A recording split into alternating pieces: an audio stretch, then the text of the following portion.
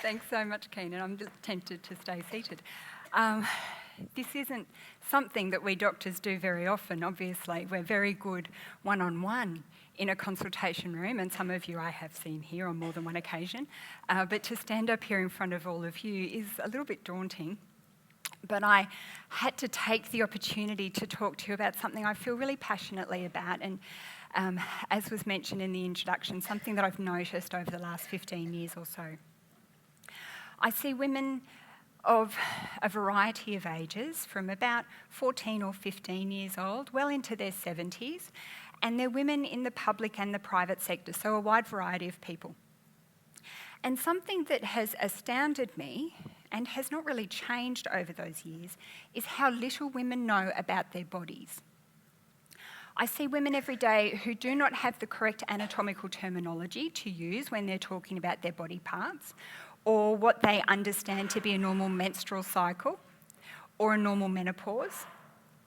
I see women who really don't have a very good idea of what their bladder should be working like or what their breast health should be like, and certainly not about what contraceptive options are available to them, which is a really wide variety in Australia at the moment. And women don't know about contraceptive options that are available to them, and even some of the benefits apart from birth control that those contraceptive options might offer. And then when I talk to women about sexually transmitted infections, well, that's a whole other ballgame. Very little is understood in our community about what sexually transmitted infections women expose themselves to every day, and some of the potential outcomes of those infections, things like chlamydia. 1 in 6 women have chlamydia. Chlamydia can block your fallopian tubes and cause infertility. 75% of women will contract the human papillomavirus in their lifetimes, and that can cause cancer. So when I look at all of these women who have such little education, I wonder, how are we delivering sex education? Does sex education actually need to evolve? So I asked my kids, who don't really want to talk to me about sex education, of course, but I said, what are you learning about at school? What is it that you learn about? Do you learn about how babies are made and how to stop babies being made? And they went, no. We talk about some of the physical changes of puberty. We learn that we get a little bit of hair and our voice may change. And my son even said, apparently my brain's going to go a little bit crazy for a few years and then I'll come back to normal, and this is all true stuff. But I thought they would get a little bit more. They have a health and PE class every week where they learn about applying sunscreen to make sure they don't get skin cancer, and, water safety so that they learn not to drown. These are very important things, but surely a bit of sex education should be thrown in there too. Well, it appears that it's not. I looked at the Australian Curriculum Mapping site because, as a non-educator, I thought the Australian Curriculum Mapping site meant that everybody in Australia was getting the same education. Well, I was very wrong. Australian Curriculum Mapping asks that preppies talk about relationships in school, and then more biological aspects of sexuality, sex education and respectful relationships start from about grade 3. But this doesn't actually happen in Queensland. When I look at the Queensland Education website, Queensland Education wants sex education to happen at home. Sex education in state schools in Queensland is opt-out. It does not have to happen. And if you attend a faith-based school or an independent school, they can teach whatever they like. And this was really shocking to me. I know where the sex education is happening for the young people, though. It's not from Dolly Doctor anymore, unfortunately. They're looking online. They're looking at Instagram. They're looking at Snapchat. This is not the sex education I want to be encouraging people to engage with. It's not factually accurate. It's not age appropriate. They're looking at YouTube, aren't they? They're looking at porn. And the surveys show that 87% of teenagers, our children, are looking at porn. And 40% of them are looking at this very regularly. So I looked at other states. What happens in other states, some of which have compulsory curriculum-based sex education? And often those schools are outsourcing their sex education to third parties. This sex education is looking at the biological aspects, looking at conception, pregnancy and birth. They're looking at names and functions of body parts and the physical and social and emotional changes of puberty. And then that biological stuff is put into context by looking at the relationships around it, looking at managing friendships and respect for self and others. And then those more modern phenomenon of technology issues come into it too, don't they? Looking at responsible use of technology and those key issues of body safety. In Queensland, as far as I can work out from the Queensland Education website, we have to talk about safety, and that might be outsourced to an organisation like Brave Hearts or the Daniel Morecambe Foundation, where they're going to look at how to recognise, react and report when your safety is compromised as a young person. Your physical safety or emotional or psychological safety, and this is fantastic stuff. But if we're not talking about the sex education first, how is it the kids know where those boundaries lie? And Queensland Police also come into the schools to talk about those technological aspects, the sexting, the revenge porn. The concept of revenge porn just blows my mind. But they come and talk to kids about revenge porn. But again, we're not talking about the sex education first. We're looking at the negative ramifications of these new relationships. We're looking to teach the kids to run before they know how to walk. So I looked at other OECD countries, and there's a lot of improvement that we can make, that's for sure. So countries like Scandinavia do sex education particularly well, as you can imagine. In countries like Scandinavian countries and Western Europe, they're introducing curriculum-based compulsory sex education from very young children, but of course they're giving it in an age-appropriate way that's factually accurate and delivered in a safe and non-judgmental environment. And this will look at those biological aspects of conception, pregnancy and birth and some of those changes of puberty, which is incredibly important. But they do things a little bit differently. In some countries, for example the Netherlands, they'll even introduce role-playing with the young people to help give them the tools to talk, the language to talk about how to offer consent if they do want to engage in an intimate act.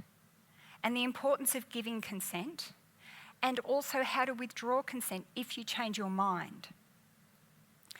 And they role play how to introduce a topic on how to introduce into the conversation the use of contraceptives and how to protect each other from sexually transmitted infections. These are incredibly difficult conversations to have as adults.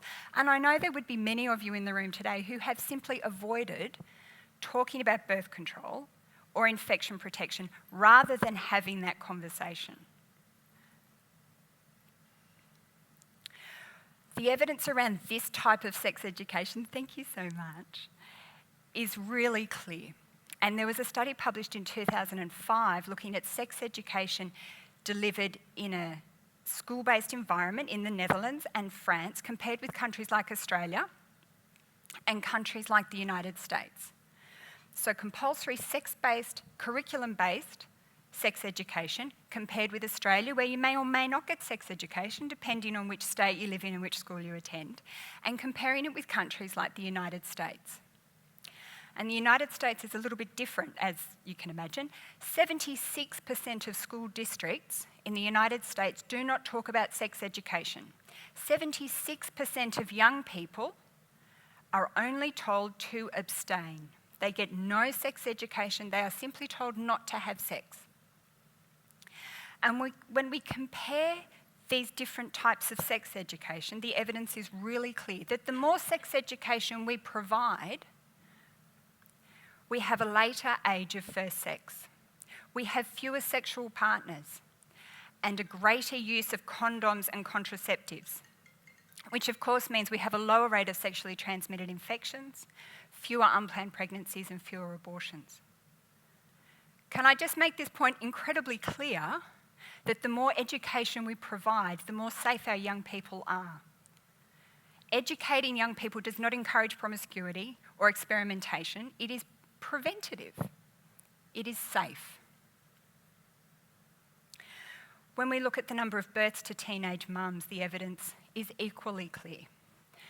This graph comes from the United Nations. It's about 10 years old, but it looks at births to teenage mums, girls aged 15 to 19, girls who have not completed school, girls who do not have a set of skills to support themselves and their children. Now in Australia we have about 14 girls for every 1,000 girls having a baby. We're about the middle of the road. We're there with Israel and Canada.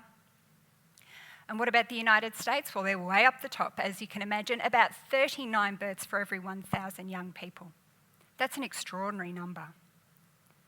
But when we look at countries where curriculum-based sex education is compulsory, they will only have 5 or maybe 6 births per 1,000 teenage girls. Australia's not the worst, but we've certainly got plenty of room for improvement, don't we? At the end of last year, in the Australian Journal of General Practice, a study was published looking at risk-taking behaviour in young people. So it included things like alcohol and tobacco use and mental health and injuries, and also sex.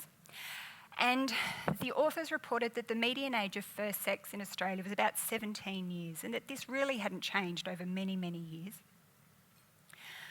More concerning was the fact that 40% of children, because they're children, in grade 10, 11 and 12 who are having sex are not using condoms. They're not protecting themselves or their partners from an unplanned pregnancy or an infection. We've known for years that children this age are having sex, and yet they are not protecting themselves. And when those young people were surveyed and asked, who is best placed to provide this education for you? They all agreed, not from our parents. We want this education from a reliable source. Parents don't know anything. You're dinosaurs, you know that. They said we would prefer to have someone else provide this education. For example, our schools.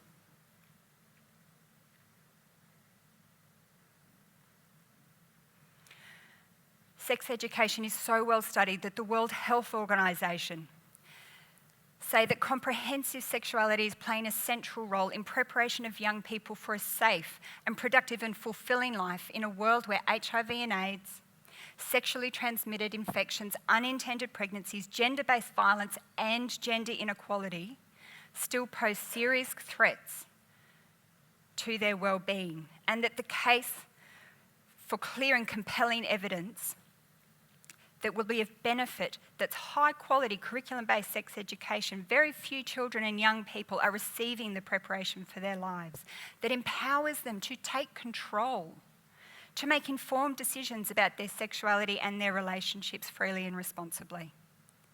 And UNESCO even provide the technical guidance, the how-to on the providing of this sex education, the sex education that we're not offering in Queensland.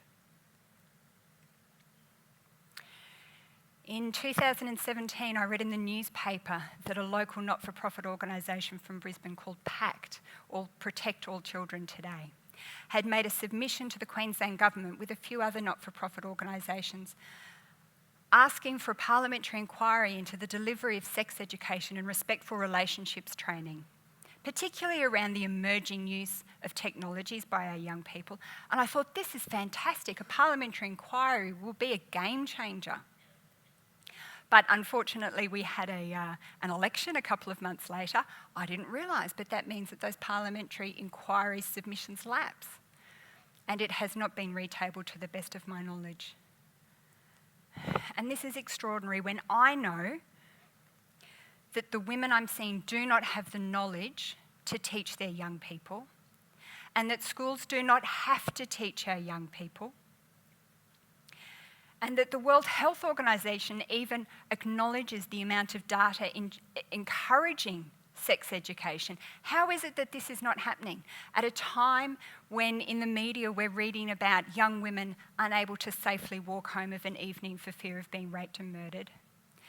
And when domestic violence is so prevalent in our community that 5,000 calls are made to police across Australia every week, and the Me Too organisation conversation is so much a part of our conversation at the moment, where we recognise the power of sex to manipulate and control and coerce our young people, our young women and our young men, surely the first thing we can do is provide them with the education that they need.